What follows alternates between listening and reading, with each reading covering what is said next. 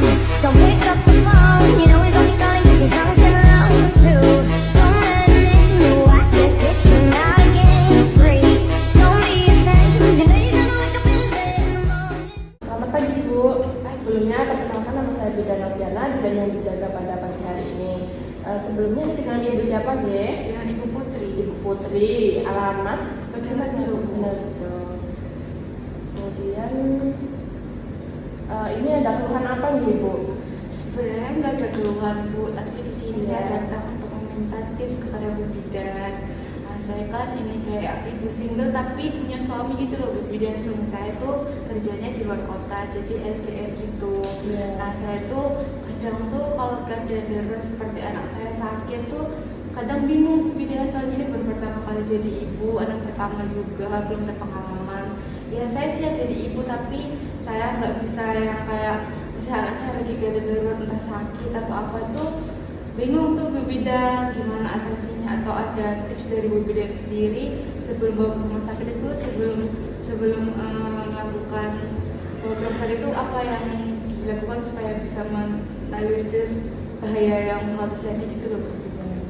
Oh iya Bu, baik. Jadi nanti di sini mau diizin dia nanti saya akan melakukan konseling, memberikan pengarahan seperti itu terkait keluhan yang Ibu rasakan. Seperti itu Ibu, itu dia. Bersedia Bu. Iya.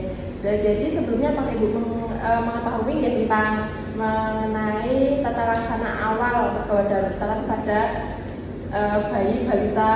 Anak Ibu kan kebetulan umur berapa Ibu? Baru mau jalan 1 tahun Bu. Oh iya, berarti termasuk dalam bayi balita ya? Ya itu apakah Ibu sudah mengetahui ya sebelumnya tentang tata laksana kewarganegaraan? Belum Bu Bidan. Jadi belum mengerti Ibu tuh mengenai hal tersebut. Nah di sini nanti akan saya jelaskan. Sebelumnya itu seperti Bu tadi ada kewarganegaraan itu ada berbagai macam hal. Seperti ada sesak nafas, kemudian ada cedera, kemudian ada kejang, seperti itu. Jadi itu mungkin kalau mungkin hal yang mungkin sedikit aja, mungkin kayak apa Ibu? Nah, sesak nafasnya cuma sedikit, itu mungkin masih bisa diatasi sendiri. Tetapi jika itu udah berkelanjutan atau mungkin udah termasuknya apa ya udah parah seperti itu mungkin perlu pertolongan medis seperti itu nih Ibu. Nah, jadi mungkin jika Ibu merasakan atau mengalami hal tersebut di putra Ibu seperti itu, Ibu bisa menghubungi tim medis. Mungkin Ibu bisa membawa ke rumah sakit atau bisa telepon ke rumah sakit seperti itu Ibu. Jadi nanti biar ada pertolongan segera seperti itu. Dikarenakan nanti jika tidak ada pertolongan segera, nanti kan Ibu bingung ya di rumah itu mau gimanain kan juga tidak bisa mengatasi hal tersebut seperti itu. Jadi di sini Ibu ada brosur mengenai tata laksana pertolongan kegawat daruratan pada bayi, balita dan anak prasekolah. Kan tadi kan termasuk pada bayi dan balita ya Ibu. Nah, di sini itu ada pengertian dari kegawat daruratan. Jadi yang gawat darurat itu seperti apa sih gitu. Jadi gawat darurat itu yang kejadiannya itu bisa mengancam nyawa. Jadi Ibu ini bisa dilihat seperti ini gambarnya ya. Bisa mengancam nyawa seperti tadi sesak nafas atau cedera serius seperti itu. Kemudian hal tersebut itu perlu penanganan atau tindakan segera untuk mengatasi hal tersebut yang seperti saya jelaskan tadi. Itu termasuk ke dalam pengertian kegawat daruratan. Jadi jika mengalami itu berarti Ibu mengalami kegawat daruratan, Ibu bisa menghubungi tim kesehatan, tim medis seperti itu, atau bisa dibawa ke rumah sakit seperti itu. Kemudian ini ya. Jadi Ibu itu kan mungkin dalam anak itu kan kadang perlu pengawasan khusus ya. Jadi kadang anak itu ada yang tidak menangis, ada yang seperti apa kan itu beda-beda. Jadi itu tugas orang tua untuk mengawasi hal tersebut seperti itu. Kemudian ini ada cara menangani kegawat daruratan Ibu. Nah, di sini ada yang pertama itu memanggil bantuan tim medis untuk cepat mendapatkan pertolongan pertama. Ibu bisa menghubungi tim medis. Kemudian yang kedua itu ada atasi sesak nafas. Nah, jika bayi atau anak ibu itu mengalami sesak nafas, pastikan jalur nafas mereka itu terbuka. Jadi jangan mungkin habis bepergian kan kecapean, terus memakai masker seperti itu nanti bisa dilepas terlebih dahulu seperti biar jalan nafasnya itu lancar seperti itu Ibu. Nah, kemudian yang ketiga itu ada berikan pertolongan jika cedera. Jadi jika kegawat daruratannya itu cedera, itu seperti patah tulang atau luka parah, itu berikan pertolongan pertama seperti memberikan perban atau pembalut sementara.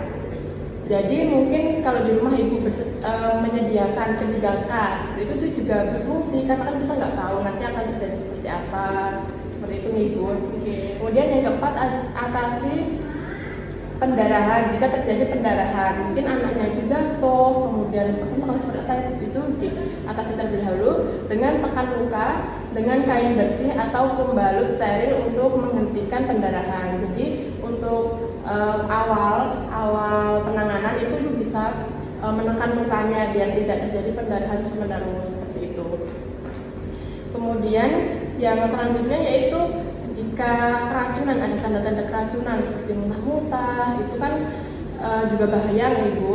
Nah, itu hindari memberikan obat atau minuman kepada anak kecil kecuali atas petunjuk dokter. Jadi jangan diberikan obat sembarangan. Mungkin Ibu, wah ini muntah-muntah saya berikan obat di warung, seperti itu jangan Ibu. Jadi dibawa ke yang berwenang dulu seperti kayak di rumah sakit, seperti nanti kan ada petunjuk dokternya. Kemudian jika anak mengalami kejang itu pastikan mereka berada di tempat yang aman dan hindari menahan gerakan mereka. Jadi nggak usah digujar-gujar seperti itu. Kemudian yang selanjutnya yaitu atasi luka bakar jika terjadi luka bakar.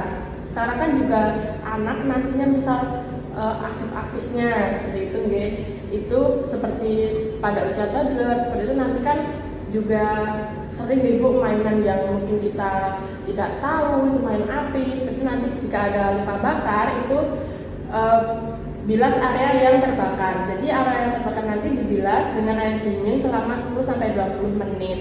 Kemudian jika anak berhenti nafas, berikan instruksi yang benar dan berikan CPR jika diperlukan. Seperti itu Ibu. Nanti saya kasih bisa dibaca-baca. Mungkin nanti jika ada yang ditanyakan atau ini Ibu ada yang kurang paham. Kayak aku tidak paham. Oh iya, udah jelas Ibu. Gak ada yang ditanyakan. Oh iya, makasih ya. Ini nanti saya berikan bisa dipelajari. Mungkin nanti Ibu bisa memahami. Mungkin bisa nanti browsing-browsing juga. Gimana sih mungkin gambarannya seperti itu ya. Nanti jadi Ibu bisa waspada terus dan bisa langsung siaga terhadap anak Ibu seperti itu. Mungkin itu aja yang bisa saya sampaikan Ibu. Jika tidak ada pertanyaan, udah paham? Oke, jika sudah paham, saya cukupkan Ibu untuk konseling pada hari ini. Jadi nggak usah khawatir Ibu, jadi tenang aja, santai. Mungkin jadi jika Ibu sudah tahu, itu kan nanti Ibu tidak panik, tidak bingung mau ngapain jika terjadi hal seperti itu. Mungkin itu aja Ibu. Jika tidak ada, nanti jika ada apa-apa nanti juga bisa menghubungi saya kalau mau konseling lagi atau mau apa yang ditanyakan seperti itu Ibu. Nanti ini ada nomor saya, nanti bisa WA di nomor ini.